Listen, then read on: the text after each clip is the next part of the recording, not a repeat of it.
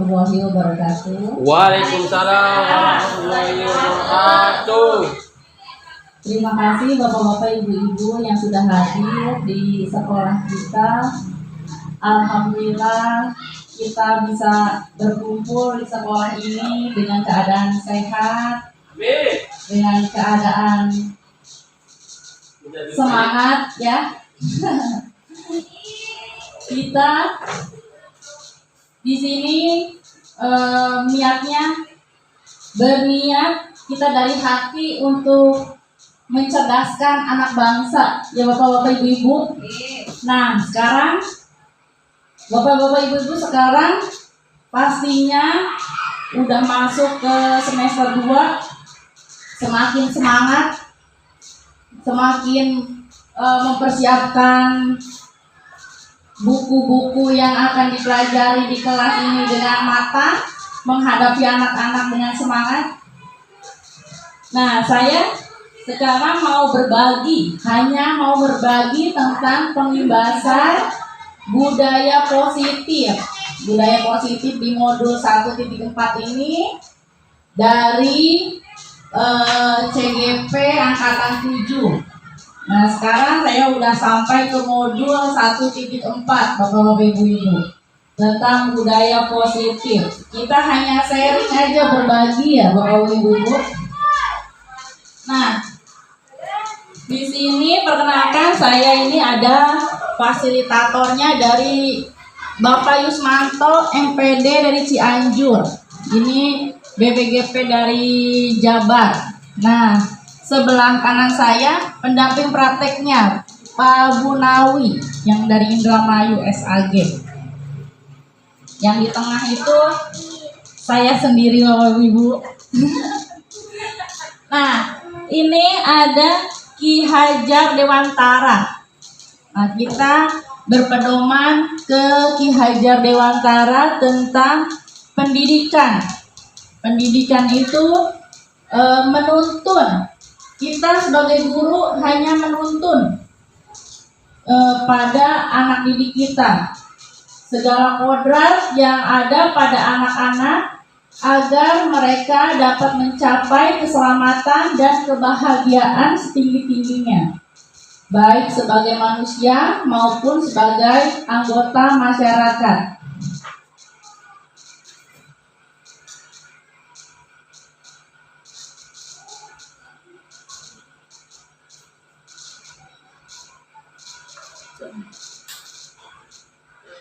Menurut Ki Hajar Dewantara, di dalam proses pendidikan ini terdapat proses pengajaran.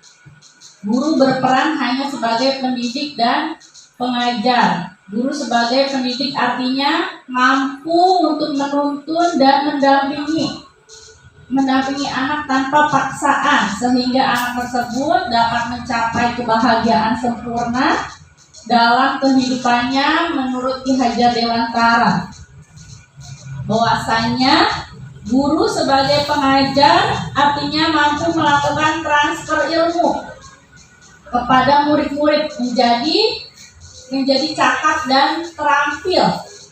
Hal yang dilakukan guru tersebut sesuai dengan trilogi pendidikan Ki Hajar Dewantara. Bapak-bapak, Ibu-ibu di sini trilogi pendidikan Ki Hajar Dewantara udah tahu? Tahu. Apa itu, Pak? Apa Pak triloginya Pak Ki Hajar Dewantara? Nah, trilogi salah satu trilogi Ki Hajar Dewantara ini yaitu yang Ingarsa Suntulada. Ingat kan ya Bapak Ibu? Ingarsa Suntulada. Nah, di depan memberikan contoh. Ingmadia Mangun Karsa. Di tengah memberikan semangat. Nah, Tutmuri Handayani. Ini artinya Tutmuri Handayani itu di belakang memberikan dorongan. Nah, dari depan kita memberikan semangat, dari tengah dan dari belakang, ya. Ki Hajar Dewantara ini menyatakan bahwa diibaratkan sebagai petani.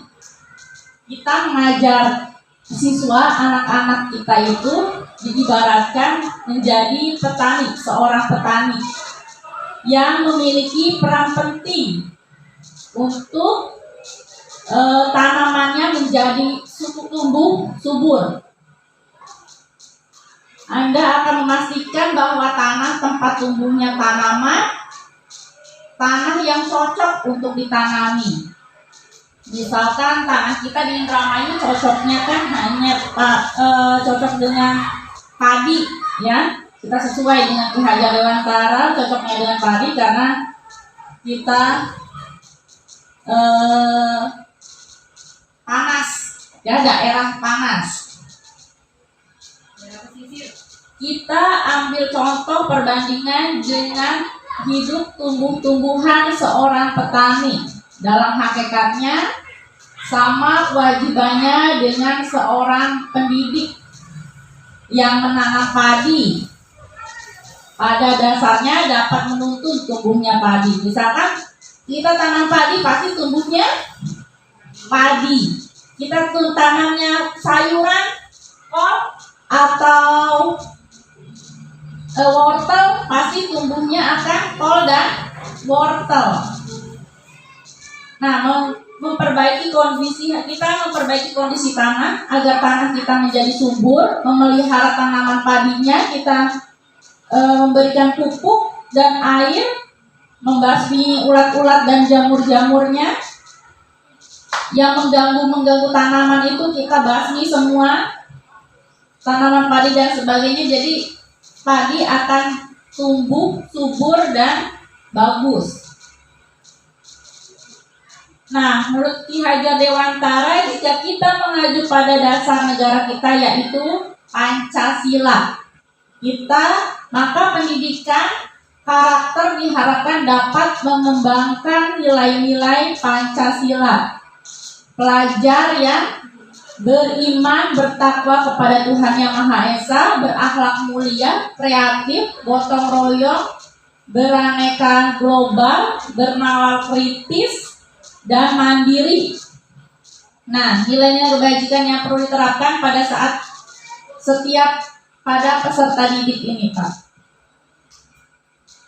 Nah, coba kita bayangkan, kita kepalkan tangan kita. Misalkan Anda adalah seorang A.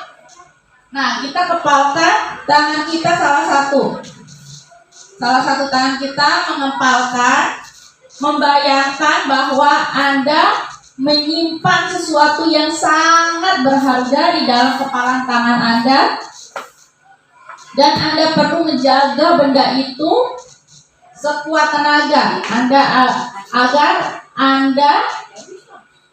Anda itu berpikir itu barang di kepalan tangan Anda itu sangat berharga. Nah, seorang teman yang anggaplah rekan kalian ya, atau B, mencoba dengan segala cara membuka kepalan tangan Anda. Nah, dengan cara membujuk, menghardik, mengintimidasi, memarahi, menggoda, menggelitik, bahkan menawari Anda uang agar Anda bersedia membuka kepalan tangan Anda yang berharga itu, barang yang Anda kepal yang berharga itu. Nah, apa menurut Anda kepalan tangan Anda, apa alasan Anda membuka atau menutup kepalan tangannya? Bapak-bapak, ibu-ibu, membuka atau menutup kepalan tangan yang Anda pegang, yang benda yang sangat berharga ini, Anda akan membuka atau menutup? Tetap menutup ya, dengan segala alasan ya. Nah, itu alasan Anda menutup atau membuka itu tergantung dengan alasan yang kalian pegang, yang kalian yakini masing-masing. Nah, dalam kegiatan ini, kepalan tangan kita ini sesungguhnya siapa yang mengendali kontrol untuk membuka atau menutup tangan Anda? Ya, diri kita sendiri ya. diri kita sendiri yang memegang kontrol ini, yang menutup kepalan tangan atau yang berusaha dengan segala cara untuk membuka kepalan tangan? Jawabannya tentu kita sendiri yang memegang kontrol atas kepalan tangan kita. Apakah kita membuka atau menutup kepalan tangan kita? Itu bergantung pada diri kita masing-masing sesuai dengan kebutuhan dasar kita saat itu.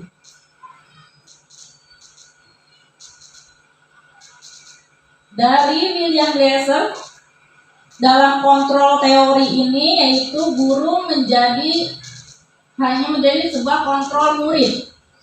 Pada dasarnya kita tidak dapat memaksa murid untuk berbuat sesuatu jikalau murid tersebut memilih untuk tidak melakukannya.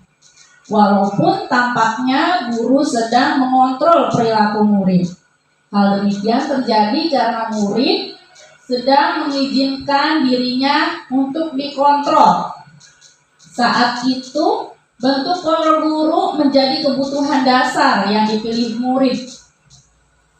Teori kontrol mengatakan bahwa semua perilaku memiliki tujuan, bahkan terhadap perilaku yang tidak sesuai. Nah, ilusi bahwa semua perbuatan positif, efektif, dan bermanfaat menurut William Glasser ini.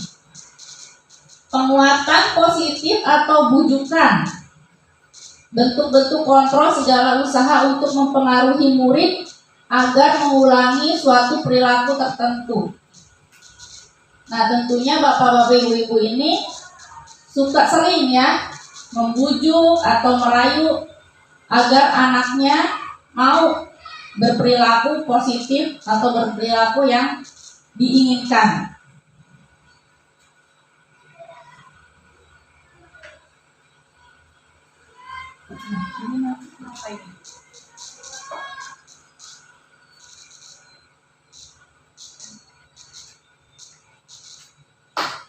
Maaf, off sendiri. Off sendiri ini. Nah, lanjut ya Bapak Ibu, ini ilusi bahwa kritik dan membuat orang merasa bersalah dapat menguatkan karakter. Biasanya kita dulu kemarin itu bahwa kritik atau membuat merasa bersalah dapat menguatkan karakter si siswa ini. Menggunakan kritik dan rasa bersalah ini untuk mengontrol murid menuju pada identitas gagal. Mereka belajar untuk merasa buruk tentang diri mereka, maka mengembangkan dialog diri yang negatif kadangkala sulit bagi guru untuk mengidentifikasi bahwa mereka sedang melakukan perilaku ini. Karena seringkali guru cukup menggunakan suara halus untuk menyampaikan pesan negatif.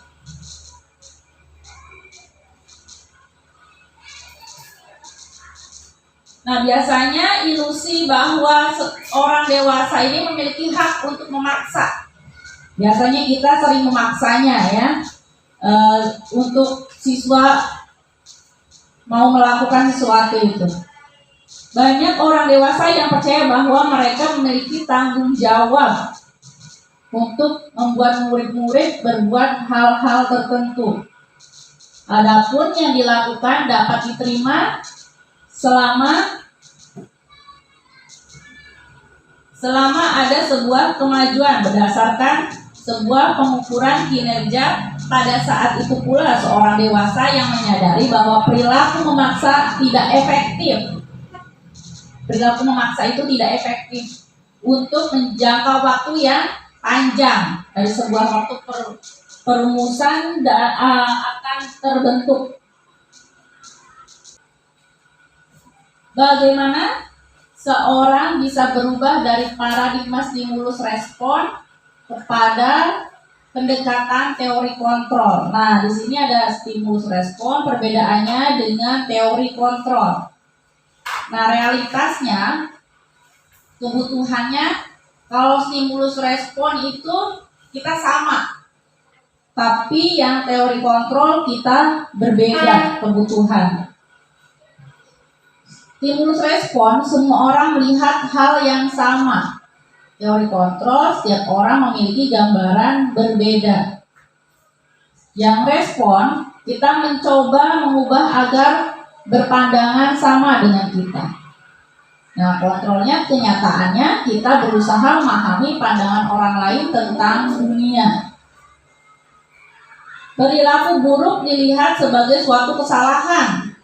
Stimulus responnya. Teori kontrolnya, semua perilaku memiliki tujuan. Ada tujuannya semua perilaku pada anak-anak. Stimulus respon, orang lain bisa mengontrol saya. Teori kontrolnya, hanya ada yang bisa mengontrol diri Anda. Nah, selanjutnya saya bisa mengontrol orang lain. Tapi kenyataannya Anda tidak bisa mengontrol orang lain. Pemaksaan ada pada saat bujukan. Nah, bujukan ini untuk gagal. Nah, respon teori kontrolnya kolaborasi, konsensus menciptakan pilihan-pilihan baru. Ya, tidak bisa untuk dipaksakan. Stimulus respon, model berpikir menang atau kalah. Teori kontrolnya, model berpikir menang dan hanya menang. Nah, di sini kita nilai-nilai kebajikannya ada banyak ya Bapak Ibu, kita lihat ada peduli, rajin, integritas, rasa hormat dan lain-lain. Rendah hati, harga diri, dermawan. Nah, ini nilai-nilai kebajikannya. Nilai-nilai kebajikan yang sifatnya universal, kemudian yang dapat dijadikan landasan bersama, beragam bagi beragam kepentingan, suku, bangsa, ras, agama, antar golongan, untuk mengapresiasi dan berpihak pada nilai-nilai yang diperlukan dan menguntungkan anak adalah landasan dalam membawakan peran perubahan di pendidikan. Kita harus bisa menuntun kekuatan kodrat manusia, yaitu bisa kita menggerakkan. Kita harus bisa menggerakkan manusia. Manusia ini kita siswa. Kita harus bisa menggerakkan siswa-siswa kita ini.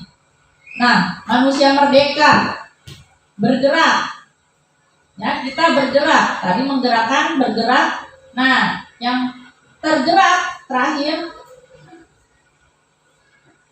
tergerak pastinya siswa kita ya, untuk memahami manusia kerja otak yang bisa berpikir cepat atau lambat. 5 kebutuhan dasar manusia, tahap tumbuh kembang anak, psikososialnya. Standar pendidikan nasional kita yaitu dalam rangka menciptakan lingkungan yang positif, maka setiap warga, sekolah, dan pemangku kepentingan perlu saling mendukung, menghayati, dan menerapkan nilai-nilai kebajikan yang telah disepakati bersama untuk dapat menerapkan tujuan mulia tersebut. Maka kita, guru, perlu berjiwa kepemimpinan sehingga dapat mengembangkan sekolah dengan baik agar terwujud suatu budaya sekolah yang positif. Dengan standar kompetensi pengelola yang telah ditetapkan, tujuan mulia ini, penerapan disiplin positif ini agar terbentuk murid-murid yang berkarakter, berdisiplin, santun, jujur, peduli, bertanggung jawab, dan merupakan pembelajar sepanjang hayat sesuai dengan standarnya. Nah, kita pastinya memotivasi, menghukum, dan penghargaan restitusi. Nah, kita seringnya memakai yang mana ini? Dari motivasi perilaku manusia ini, Diane Gossen dalam bukunya menyatakan 3 motivasi perilaku manusia. Yang satu untuk menghindari ketidaknyamanan atau hukuman. Itu dari pengaruh luar ya, kita bilang dengan sebutan eksternal. Yang kedua untuk mendapatkan imbalan atau penghargaan dari orang lain. Nah, biasanya ini siswa-siswa di sini juga kalau misalkan ada imbalan atau penghargaan pasti mereka semangat mengerjakannya. Ya, ini ada faktor dari luar, eksternalnya. Nah, yang ketiga untuk menjadi orang yang mereka inginkan dan menghargai diri sendiri dengan nilai-nilai yang mereka percaya. Nah, harus kita tanamkan dalam pemikiran mereka untuk bisa menjadi orang yang bisa menghargai diri sendiri dengan kepercayaan diri mereka sendiri, dengan kemampuan yang mereka sendiri. Nah, kita biasanya ada hukuman, konsekuensi, atau restitusi. Restitusi ya, kita biasanya memakai dengan apa Bapak Ibu? Biasanya kita ada hukuman ya, hukuman dan konsekuensi yang kita biasa pakai. Nah, hukuman di sini bersifat tidak terencana atau tiba-tiba. Ya, spontan. Anak atau murid tidak tahu apa yang akan terjadi dan tidak dilibatkan. Hukuman bersifat satu arah dari pihak guru yang memberikan. Nah, anaknya itu kan nggak tahu ini, jadi hanya dari gurunya aja hukuman itu, tanpa melalui suatu kesepakatan atau pengarahan dari pihak guru baik sebelum atau sesudahnya.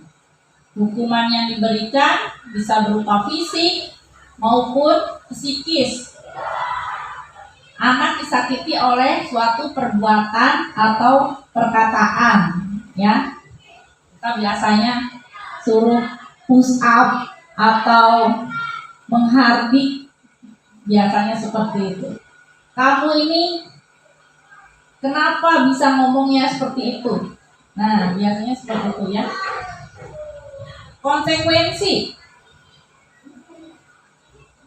Konsekuensi ini dibuat oleh pihak guru atau dari sekolah, dan murid sudah mengetahui sebelumnya konsekuensi ini yang akan diterima bila ada pelanggaran.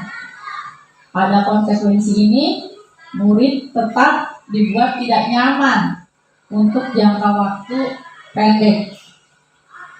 Karena biasanya konsekuensi ini diberikan berdasarkan suatu data yang umumnya diukur, misalnya setelah 3 kali tugasnya tidak diselesaikan, maka pada batas waktu yang diberikan atau murid melakukan kegiatan di luar kegiatan pembelajaran, misalkan ngobrol, nah bermain pada waktu jam pelajaran, harus menyelesaikan tugas karena ketertinggalannya. Peraturan dan konsekuensinya mengikuti. Ini sudah diketahui sebelum oleh murid. Sikap guru di sini senantiasa selalu memonitor muridnya untuk melakukan tindakan yang tugas-tugas yang kita berikan. Nah, restitusi biasanya bapak-bapak, ibu-ibu udah tahu restitusi, pernah melakukan restitusi. Nah, restitusi ini proses menciptakan kondisi bagi murid untuk memperbaiki kesalahan sehingga mereka bisa kembali pada kelompok mereka dengan karakter yang lebih kuat. Restitusi juga berupa proses kolaboratif, ya, tidak bisa hanya gurunya aja atau muridnya aja. Jadi di sini mengajarkan murid untuk mencari solusi masalah mereka yang dihadapi, membantu murid berpikir tentang orang seperti apa yang mereka inginkan dan bagaimana harus melakukan hal tersebut. Jadi restitusi ini kita memberikan tidak harus menghukum, ya, tidak harus menghukum, tidak harus menghardik, karena anak tersebut mencari solusinya sendiri, mencari jawabannya sendiri dengan pemikirannya mereka masing-masing. Nah, biasanya dihukum oleh penghargaan. Nah, penghargaan ini ternyata menghukum Bapak-bapak, Ibu-ibu. Saat kita berulang kali menjanjikan hadiah kepada anak-anak agar berperilaku bertanggung jawab, atau kepada seorang murid agar mereka ada sesuatu yang baru, atau kepada seorang karyawan biasanya melakukan pekerjaan yang berkualitas untuk mengerjakan hal yang kita mau dan kita targetkan. Nah, kita sedang berasumsi mereka tidak dapat melakukannya atau mereka tidak akan memilih untuk melakukannya. Ini menurut Alfie Kohn, ya. Pengaruh jangka pendek dan jangka panjangnya. Penghargaan efektif jika menginginkan seorang melakukan sesuatu yang kita inginkan, biasanya untuk perusahaan dalam jangka waktu pendek. Kalau perusahaan kita harus ada target yang pendek, dan kita mendidik siswa dalam untuk jangka waktu panjang. Jika kita menggunakan penghargaan ini, dan lagi-lagi, maka orang tersebut akan bergantung pada penghargaan ini, penghargaan yang diberikan. Setiap kehilangan motivasi dari dalam diri mereka sendiri. Jika mendapatkan penghargaan untuk melakukan sesuatu yang baik, maka selain kita senantiasa berharap mendapatkan penghargaan tersebut, kita pun menjadi tidak menyadari tindakan baik yang kita lakukan, karena berharap ada penghargaan. Nah, penghargaan juga tidak efektif, karena suatu penghargaan, suatu benda atau peristiwa yang diinginkan, yang dibuat dengan persyaratan. Hanya jika Anda melakukan hal ini, maka Anda akan mendapatkan penghargaan yang diinginkan. Terus jika kita mengharapkan suatu penghargaan dan tidak mendapatkannya, maka hati kita akan merasa kecewa, berkecil hati, serta kemungkinan lain kali saya tidak akan berusaha keras sebelumnya. Nah, misalkan penghargaan ini tidak sesuai dengan keinginan kita tidak akan optimal dalam pekerjaannya. Jika kita memberikan seseorang suatu penghargaan untuk melakukan sesuatu, maka kita harus menerus memberikan penghargaan itu jika kita ingin orang tersebut meneruskan perilaku yang kita inginkan. Dan di sini penghargaan pastinya akan terus-terus, ya. Kalau tergantung dengan adanya penghargaan. Kalau tidak ada penghargaan, anak ini tidak akan melakukan. Kalau ada penghargaan, pasti semangat. Jadi dia akan ketergantungan dengan penghargaan ini. Nah, penghargaan itu merusak hubungan.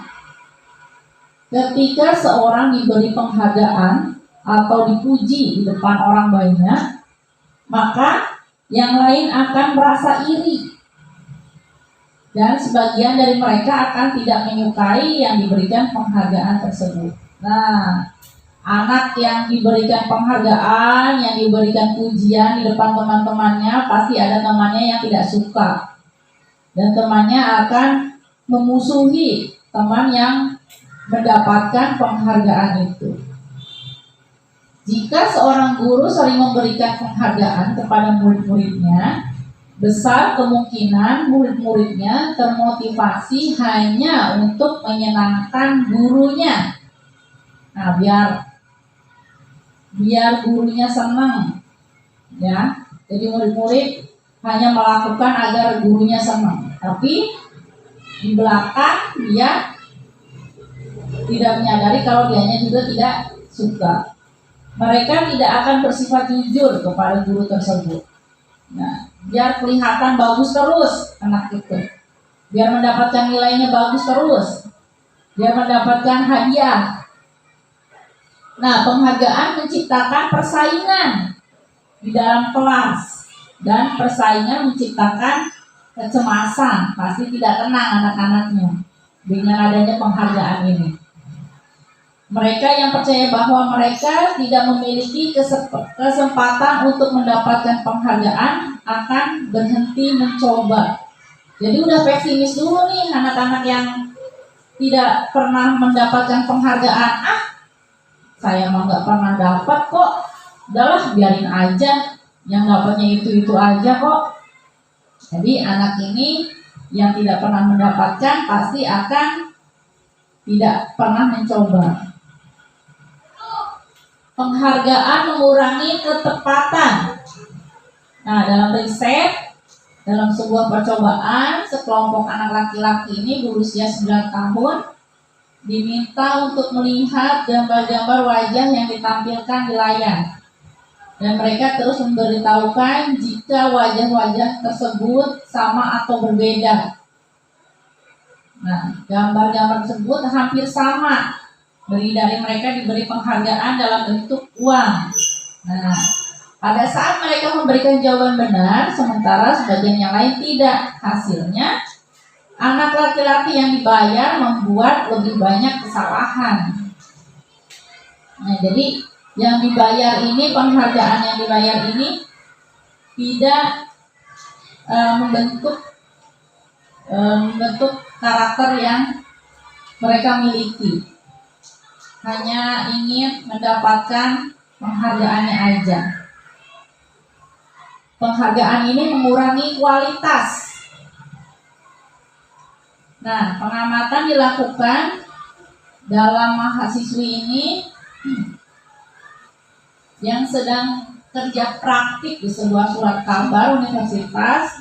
Mereka sedang belajar menuliskan sebuah artikel yang berjudul "Seiring Waktu Mahasiswa-mahasiswi ini tersebut semakin mampu bekerja dengan cepat." Kemudian ada beberapa mahasiswi atau mahasiswa yang dibayar untuk setiap judul berita utama yang mereka mampu hasilkan. Dan setelah beberapa lama, mahasiswa-mahasiswi ini yang dibayar ini hasil kinerjanya berhenti berkembang karena tidak menerima bayaran, terus berupaya mengasah dirinya menjadi lebih baik. Jadi dia tidak mengasah kemampuan yang mereka miliki, tetapi hanya dengan berpikir untuk dibayar. Nah, kalau nggak ada bayaran, mereka terhenti berkembang mereka. Penghargaan mematikan kreativitas. Murid-murid ini diminta berpikir mengenai hadiah atau penghargaan yang mereka dapatkan bila hasil menulis sebuah puisi. Kreativitas kelompok murid-murid ini menjadi berkurang dibandingkan dengan yang tidak diberikan tentang hadiah yang bisa mereka terima.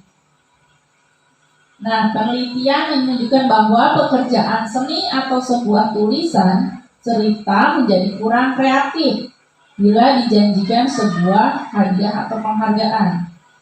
Jadi ada penghargaan, ada hadiah ini, anak-anak malah kurang kreatif karena di pikirannya hanya hadiah. Dalam tugas-tugas memecahkan masalah, pada murid memakan waktu yang lebih lama memberikan jalan keluarnya, dan mereka kurang kreatif saat mereka dijanjikan suatu penghargaan. Penghargaan itu menghukum. Nah, memberikan penghargaan dan hukuman adalah hal yang sama, karena keduanya mencoba mengendalikan perilaku seorang, karena orang pada dasarnya tidak suka dikendalikan. Dalam jangka waktu lama, penghargaan akan terlihat sebagai hukuman. Jika suatu penghargaan diharapkan, namun Anda tidak mendapatkannya, Anda akan merasa dihukum.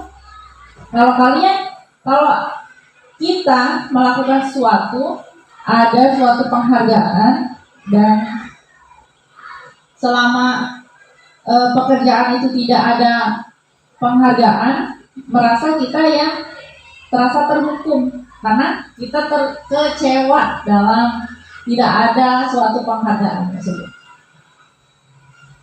Nah, kita harus mempunyai motivasi dalam diri, disebut dengan intrinsik. Saat seorang anak belajar untuk pertama kali menggabungkan huruf-huruf dan kata-kata serta menyadari bahwa ia dapat membaca, timbul pilar matanya dan sebuah senyuman di wajahnya. Nah, anak tersebut begitu gembira bahwa ia telah mempelajari dan menguasai suatu keterampilan baru. Kesadaran akan kemampuan adalah bahwa dia sudah dapat membaca. Sesungguhnya sudah merupakan sebuah penghargaan. Jadi kita asah, kita motivasi kemampuan mereka. Jika kita memberikan penghargaan kepada seorang anak pada saat dia sedang merasa bangga dengan pencapaiannya sendiri, maka kita akan mengambil kegembiraan yang saat itu sedang dirasakan secara alamiah. Nah, mereka kalau misalnya udah bisa baca nih, kayak saya yang kelas 1, banyak baru masuk anak-anaknya belum pada bisa baca, dan sekarang udah lumayan udah pada bisa baca. Dari yang tadinya nggak bisa huruf ABC dan sekarang udah bisa baca, mereka antusias, mereka semangat dalam untuk mencapai bisa membacanya itu, dan dia sekarang udah bisa baca itu, merasa bangga, merasa senang, apalagi bisa mengalahkan anak-anak yang tadinya merasa udah pintar. Nah, mereka jadi nggak adanya semangat untuk belajar. Nah, yang anak yang belum bisa semangat belajar, dengan pencapaiannya mereka udah bisa membaca, rasa bangganya itu luar biasa, Bapak-Bapak Ibu. Pembentukan keyakinan sekolah atau kelas. Nah, kita membuat keyakinan di kelas. Keyakinan kelas ini bersifat lebih abstrak daripada peraturan yang lebih rinci dan konkret. Keyakinan kelas ini berupa pernyataan-pernyataan universal yang tadi itu budaya positif.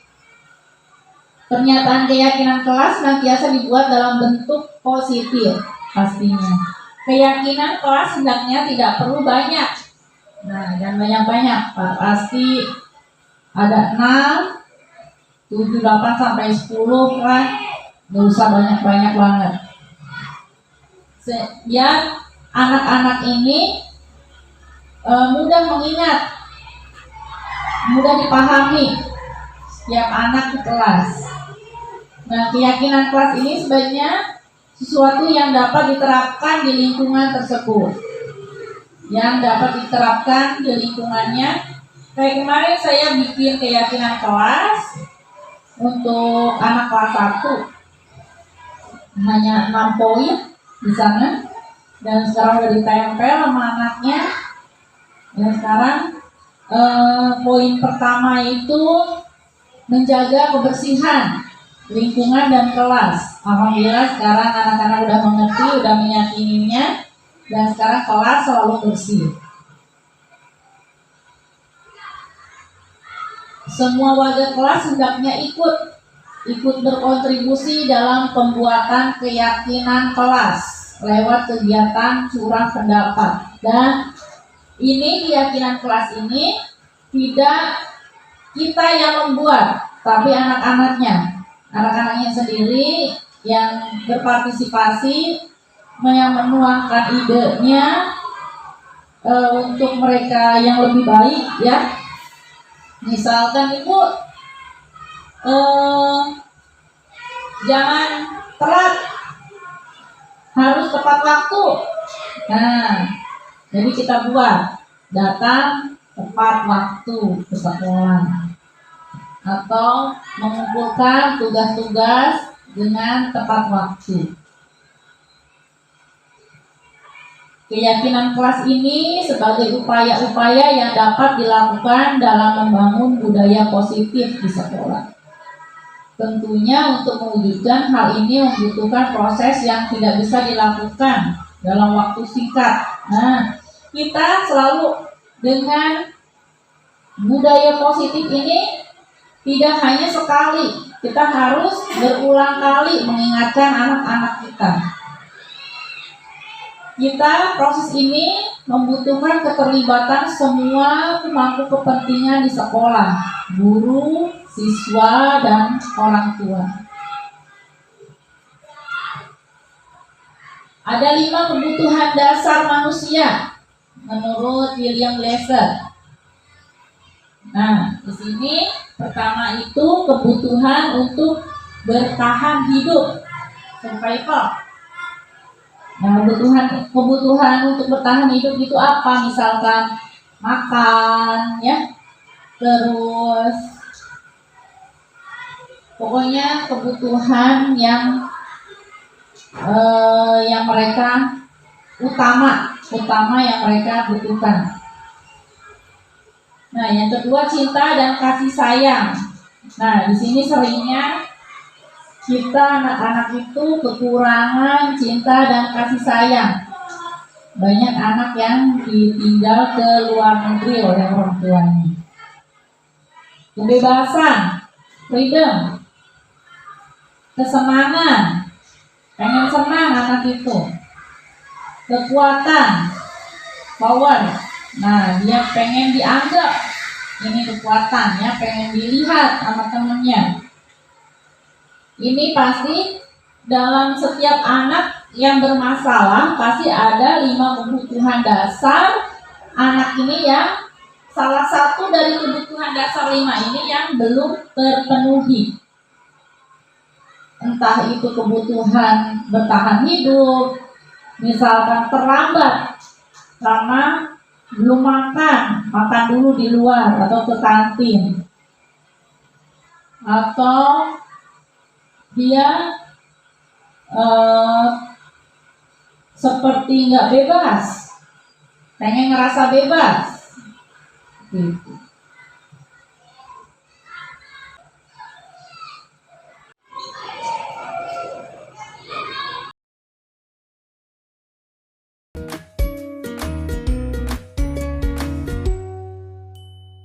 Salam bahagia Ibu dan Bapak guru hebat. Dalam penerapan disiplin positif restitusi, salah satu program yang dikembangkan adalah 5 posisi kontrol. 5 posisi kontrol dalam restitusi adalah proses perjalanan seorang pendidik agar dapat mengenali dirinya. Pada video kali ini, kita akan membahas tentang 5 posisi kontrol yang dikembangkan oleh Diane Gosson dan contoh penerapannya.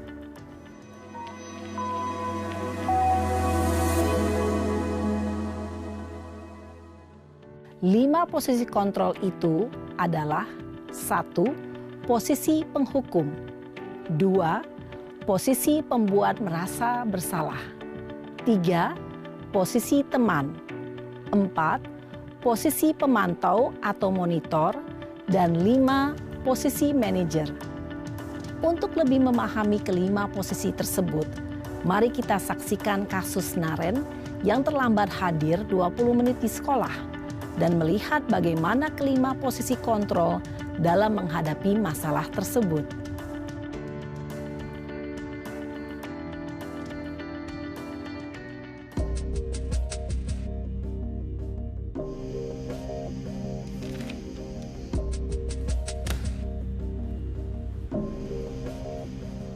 Naren! Sini kamu! Selamat pagi, Bu. Selalu terlambat. Kamu deh, pasti terlambat. Maaf, Bu. Saya... Apa? Apa coba? Alasan kamu apa lagi? Kapan sih kamu tidak terlambat? Malas sekali ya kamu jadi anak. Saya... Dasar pemalas. Gak kapok-kapok sih kamu. Sudah berapa kali terlambat? Sana, kamu keliling lapangan basket 2 kali. Kenapa saya harus keliling lapangan basket, Bu? Kenapa? Kamu mau lawan ibu? Berani-beraninya jawab. Sudah terlambat, masih berani jawab pula. Sekarang, keliling lapangan basket 5 kali sekalian. Biar kapok. Cepat. Pergi sana ke lapangan basket. Posisi penghukum biasanya berbicara dengan nada tinggi, menghardik, menunjuk-nunjuk, menyakiti, dan menyindir. Hukuman bisa berupa fisik maupun psikis. Ibu dan bapak guru hebat. Dampak yang terjadi pada murid ketika guru berada pada posisi penghukum adalah murid cenderung akan memberontak, bahkan menyimpan dendam.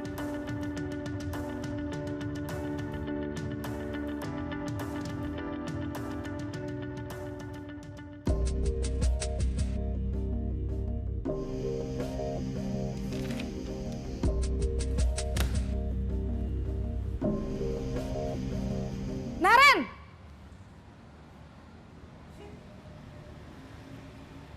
Selamat pagi, Bu. Naren. Kamu kenapa terlambat lagi, nak? Ya Tuhan, Naren. Kamu senang ya bikin ibu susah ya? Kalau kamu terlambat lagi, nanti ibu yang ditegur bapak kepala sekolah, nak. Disangka ibu tidak bisa membina kamu. Duh, gimana ini? Maaf, Bu. Duh, Gusti Naren. Kamu suka ya kalau ibu ditegur bapak kepala sekolah? Terus, sekarang ibu harus tulis apa ini di buku absen? Ini kamu sudah sering terlambat loh. Ibu harus apa coba? Maaf, Bu. Maaf sekali. Ya sudah, lain kali jangan bikin ibu susah lagi ya, nak ya. Ibu tidak akan kuat lagi kalau kamu begini terus. Bisa jantungan kalau ibu ditegur bapak kepala sekolah. Sana cepat ke kelas. Maaf ya, Bu. Maaf sekali. Posisi pembuat rasa bersalah berbicara dengan nada tenang, cenderung lembut. Namun kata-kata yang diutarakan membuat murid merasa menjadi orang yang gagal. Memandang buruk dirinya sendiri, merasa tidak berharga, dan tidak sanggup membahagiakan orang lain. Ketika guru mengambil posisi pembuat rasa bersalah, murid akan menganggap dirinya yang bersalah dan ia akan menyimpan emosi negatif tersebut di dalam dirinya.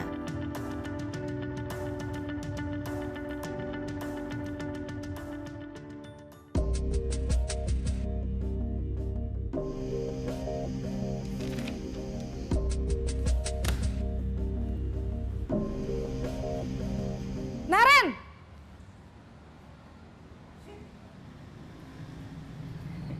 Selamat pagi, Bu. Wah, sudah jam berapa ini, nak? Terlambat lagi ya, sayang. Iya, Bu. Habis ibu saya lupa bangunkan saya, Bu. Kamu malah menyalahkan ibu kamu. Kamu bukannya anak yang larinya paling kenceng.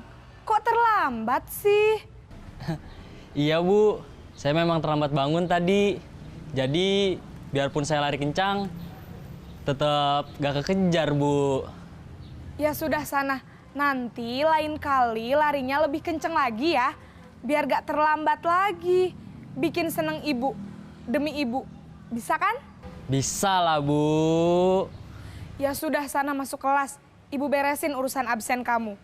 Kamu ini ada-ada saja.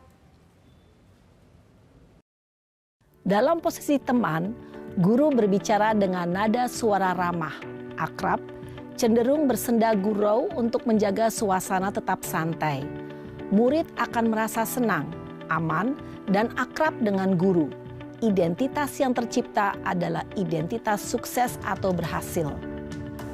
Namun, perlu diingat, karena ini masih dorongan eksternal, maka ada faktor ketergantungan dari murid kepada orang tertentu. Di sini, guru absennya, sehingga di lain waktu, murid bisa berperilaku baik, namun hanya kepada orang-orang tertentu saja.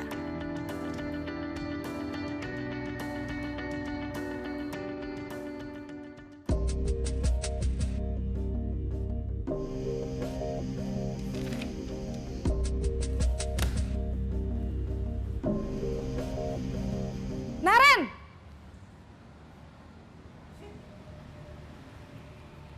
Selamat pagi, Bu. Naren, apa peraturan sekolah kita tentang jam berapa kita harus masuk sekolah, nak? Kita harus di sekolah jam 7, Bu. Iya, betul. Sekarang sudah jam 7.20. Naren sudah tahu konsekuensinya jika terlambat hadir. Paham, Bu. Saya harus tinggal kelas pas jam istirahat selama 20 menit. Iya, benar. Konsekuensinya demikian. Jadi nanti jam 9.30 pas istirahat, kamu harus tinggal di kelas, kerjakan tugas tambahan untuk ketertinggalan kamu, ya? Baik, Bu. Posisi pemantau mengandalkan penghitungan atau data untuk mengontrol murid. Guru mengarahkan murid berdasarkan peraturan dan konsekuensi. Seorang pemantau menunjukkan bahasa tubuh dan ekspresi wajah yang datar dan cenderung formal.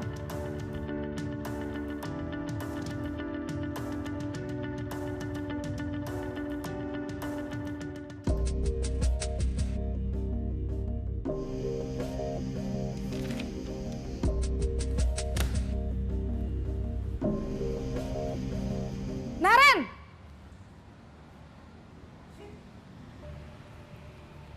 Selamat pagi, Bu. Selamat pagi, Naren. Maaf, Bu. Saya terlambat. Iya, sekolah masuknya jam 7, sekarang sudah jam 7.20. Jadi sekarang bagaimana ini, Naren? Maaf, Bu. Saya lupa setel alarm saya semalam. Baiklah, menurut kamu, keyakinan sekolah yang mana yang perlu kamu tingkatkan? Menghargai diri sendiri dan orang lain mungkin ya, Bu. Setuju. Jadi, apakah Naren meyakini prinsip saling menghormati tersebut? Iya, Bu. Saya meyakininya. Apakah Naren bersedia memperbaiki masalah keterlambatan ini? Bersedia, Bu. Bagaimana kamu akan perbaiki masalah keterlambatan ini? Saya akan coba untuk tidak lupa menyetel alarm saya, Bu. Baik, kalau Naren lupa menyetel alarm di rumah, ada orang yang kira-kira bisa bantu mengingatkan tidak? Ada, Bu. Kakak saya, Kak Ema. Ada lagi selain Kak Ema? Selain Kak Ema, ada ibu saya. Baik, jadi yang mengingatkan Naren adalah Kak Ema dan ibu kamu ya? Kira-kira akan mulai setel alarm kapan nih, Naren? Setelah pulang sekolah, akan segera saya lakukan. Baik, jadi Naren akan setel alarm untuk bangun besok pagi dan akan diingatkan oleh kakak dan ibunda Naren ya. Ada lagi yang mungkin perlu dilakukan, Naren? Agar tidak terlambat bangun lagi. Tidak ada, Bu. Baik, Naren. Terima kasih untuk kerjasama kamu. Sekarang kamu perlu kembali ke kelas untuk belajar. Baik, Bu. Terima kasih. Posisi manajer adalah posisi kontrol yang disarankan untuk membimbing murid memiliki sikap disiplin yang positif, yaitu murid yang mandiri, bertanggung jawab, dan dapat memecahkan masalah. Tujuan dari posisi ini adalah agar murid dapat berefleksi atas tindakannya. Guru akan dengan tulus memberikan pertanyaan-pertanyaan bermakna, sehingga membuat murid dapat belajar dari kesalahannya dan mencari sebuah solusi untuk menyelesaikannya. Ibu dan Bapak guru hebat, setelah mengamati adegan kelima posisi kontrol tadi, kira-kira posisi mana yang paling ideal? Posisi mana yang dapat menunjang motivasi intrinsik murid? Ya, tentu posisi manajer. Posisi ini memang posisi ideal yang ingin dituju setiap pendidik. Pada posisi inilah, guru dapat menerapkan disiplin positif yang berpihak pada murid, yang memerdekakan murid. Perjalanan seorang pendidik tentunya tidak mudah untuk sampai pada posisi seorang manajer. Namun, tujuan kita pasti, yaitu menciptakan murid-murid yang mandiri, merdeka, dan bertanggung jawab. Semoga penggambaran 5 posisi kontrol yang telah diperlihatkan ini dapat menjadi ajang refleksi bagi kita semua, agar dapat terus mengasah dan menerapkan disiplin positif yang memerdekakan murid. Mari terus berlatih dan bersemangat. Selamat menerapkan. Salam dan bahagia, Ibu dan Bapak guru hebat.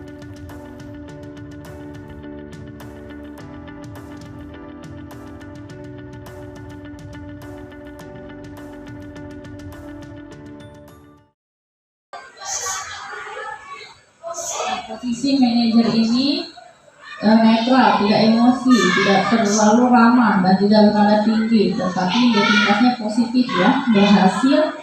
Guru dengan tulus mengajukan pertanyaan bermakna, membuka pikiran murid. Guru membimbing murid. Dampak posisinya murid mandiri, percaya diri, dan dapat memecahkan masalah sendiri.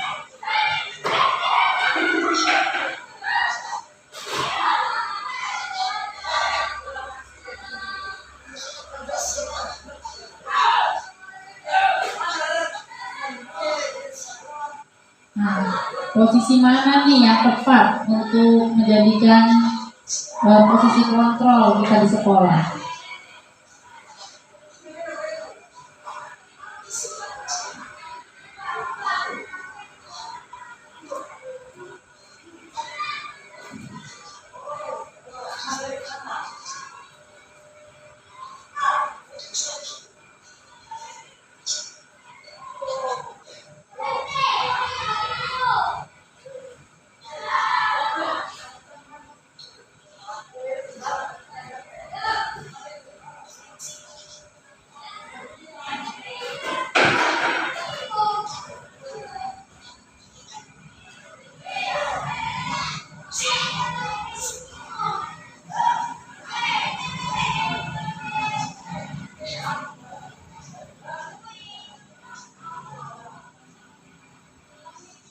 Posisi mana yang kita bisa terapkan ini, Bapak-bapak Ibu-ibu? Posisi apa? Manajer. Hebat ya. Ini semua Bapak-bapak Ibu guru yang di sini calon-calon kepala sekolah semua ini. Sudah bisa menerapkan posisi yang ideal.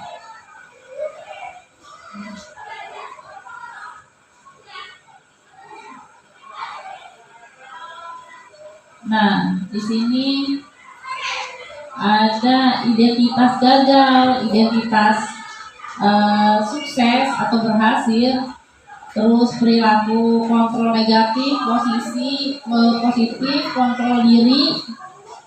Nah, di sini ada guru membuat yang menghukum, membuat merasa bersalah, teman, pemantau, manajer. Nah, biasanya kalau guru itu menghukum, biasanya menghardik atau menunjuk-nunjuk, menyakiti, menyindir biasanya ya kalau menghukum. Kalau membuat merasa bersalah, berceramah, menunjukkan kekecewaannya yang mendalam. Kalau teman, membuat alasan-alasan untuk murid-muridnya. Dan pemantau menghitung dan mengukur. Nah, kalau manajer mengajukan pertanyaan-pertanyaan untuk siswanya. Di sini kalau manajer, apa yang kita yakini, apa yang kamu yakini hal tersebut, kalau kamu meyakininya, kamu akan memperbaikinya. Kalau kami memperbaikinya, jadi kira-kira hal tersebut akan menggambarkan apa tentang diri siswa tersebut. Terus hasilnya menguatkan watak atau karakter, ya. Kalau manajer, jadi anak ini akan lebih mandiri. Nah, dalam muridnya, kalau penghukum, saya tidak peduli. Kalau yang manajer, bagaimana cara agar saya bisa memperbaiki keadaan ini? Saya akan memperbaiki masalah ini dengan apa? Dampak dari muridnya, jadi mengevaluasi diri, bagaimana menjadi diri yang lebih baik. Kekuatan dengan dunia berkualitasnya, murid meletakkan dirinya sebagai individu yang positif dalam dunia berkualitas. Nah, ini ada 3 sisi segitiga restitusi. Ya, ada 3 sisi segitiga restitusi. Di sini ada menstabilkan identitas, validasi tindakan yang salah, menanyakan keyakinannya.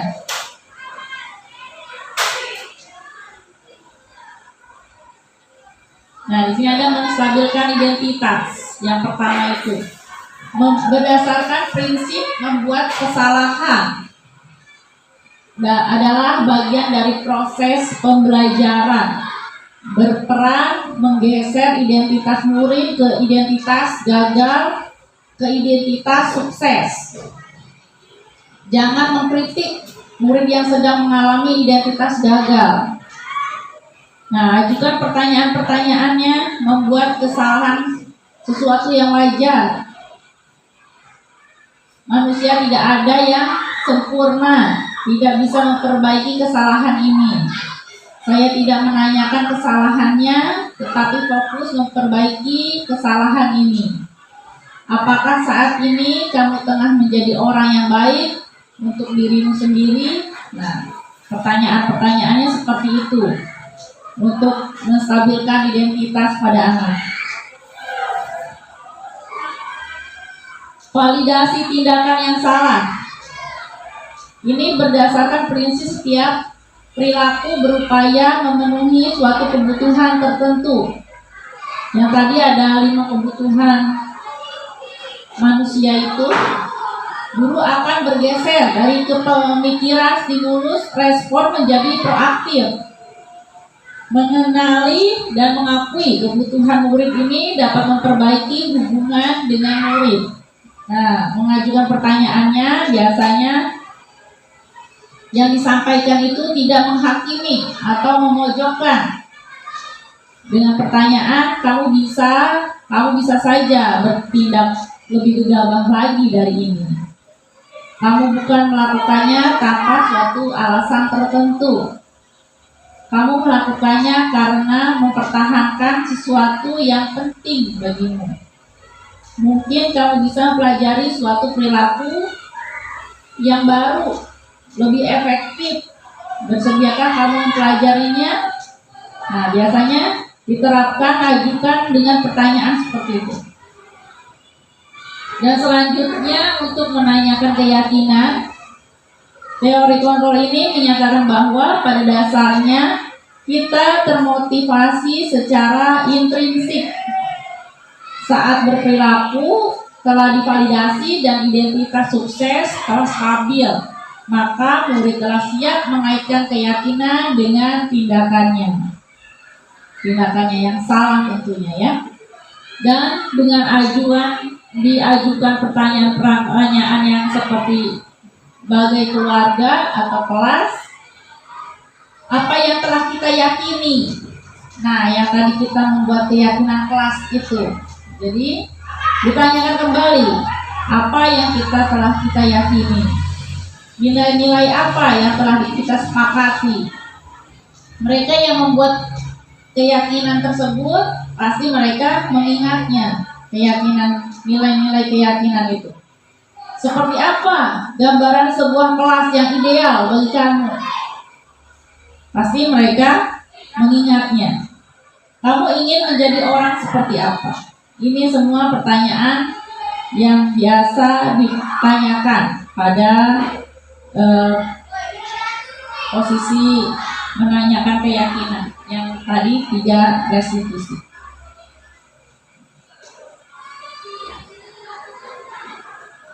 Hal-hal yang perlu diperhatikan dalam segitiga restitusi. Perilaku yang salah perlu dikaitkan dengan nilai-nilai keyakinan yang telah disepakati atau dituju. Kesediaan orang yang melakukan kesalahan untuk memperbaiki masalahnya. Memecahkan masalah sebisa mungkin relevan atau memiliki hubungan dengan masalah yang ada. Perlu adanya suatu usaha perbaikan dari pihak yang berbuat kesalahan. Perlu didedikasikan waktu dari pihak yang berbuat kesalahan.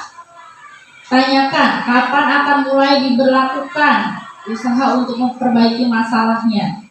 Yang tadi Nare tadi ditanyakan sama ibu gurunya, mulai kapan aturan yang dia sepakati dilaksanakan. Ya. Dengan memahami struktur penerapan segitiga restitusi ini, diharapkan guru dapat menempatkan posisi sebagai manajer dengan mengajukan pertanyaan-pertanyaan bermakna yang membuat murid menjadi lebih percaya diri, bertanggung jawab, dan mandiri. Melihat dari rintangan beratnya suatu permasalahan, pasti ada aja permasalahan di sekolah ini. Dan permasalahan ringan atau tidaknya perlu menjadi restitusi. Tidak harus menjalani restitusi ini secara berurut-urutan, bisa dengan menanyakan apa keyakinan yang kita sepakati.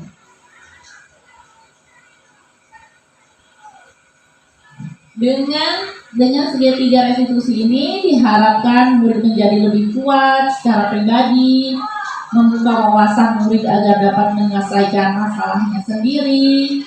Murid semakin percaya diri, mandiri, dan pastinya merdeka. Dan kemarin saya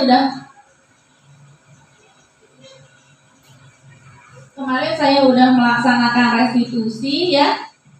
Dan ini tugas-tugas saya di CGP Angkatan 7 yang kemarin 1.3 tentang restitusi.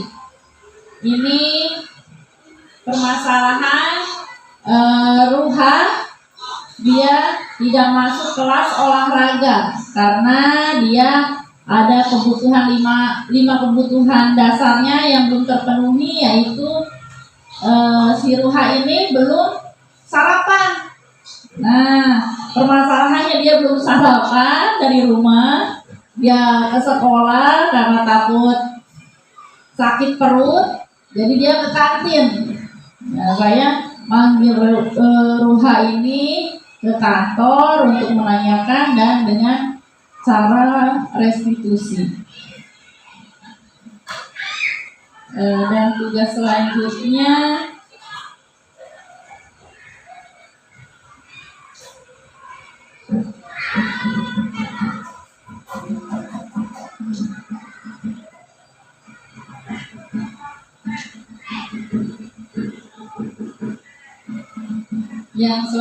kemarin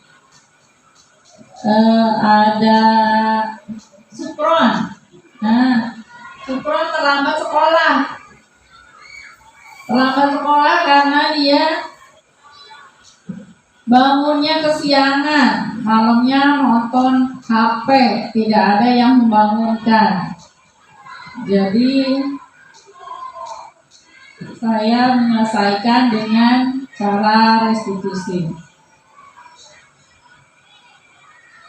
Nah, ini yang dengan support yang kemarin.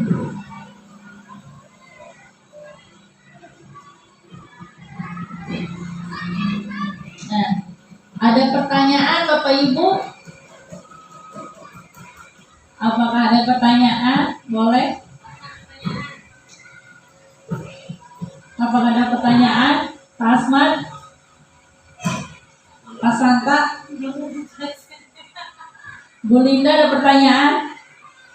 Bu Haji? Apa sih? Apa pertanyaannya? Apa aja pertanyaannya? Nah, semua kalau kita lihat permasalahan di anak itu ringan atau tidaknya. Kalau misalkan biasa aja, nggak bikin kita emosi, bisa diselesaikan dengan biasa aja, dibicarakan. Nah, tidak perlu dengan restitusi. Kalau yang sudah susah, anaknya yang kemarin ada permasalahan yang kehilangan uang segala macam, itu perlu adanya restitusi.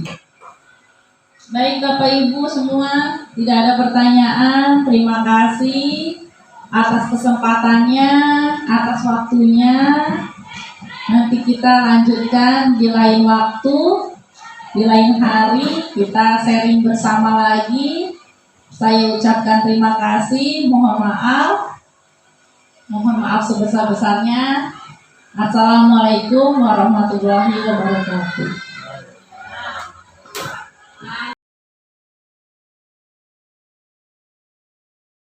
Assalamualaikum warahmatullahi wabarakatuh. Saya bernama Marjuki, guru kelas 4 di SDN Kertawinangun 1. Menurut saya, dengan adanya pengimbasan dari modul 1.4 yang sudah disampaikan oleh Ibu Indri Lestari Arifin, itu sangat membawa budaya yang positif.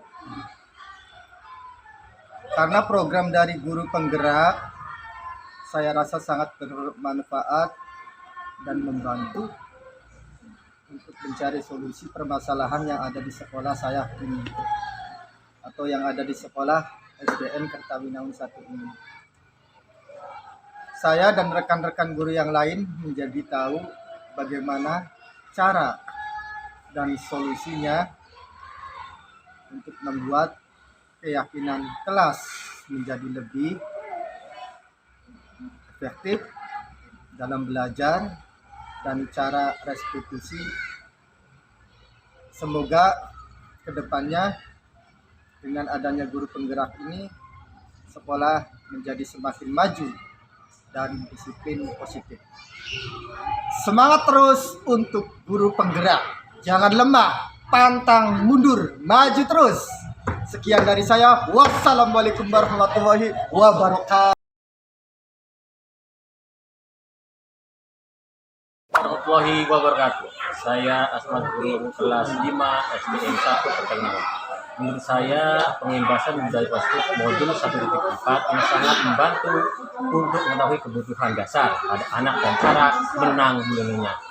Saya rasa guru penggerak ini sangat tepat untuk kelangsungan kemajuan sekolah-sekolah di Indonesia, khususnya pada SD kami, SDN 1 Kertawinangun ini. Semangat terus guru penggerak. Wassalamualaikum warahmatullahi wabarakatuh.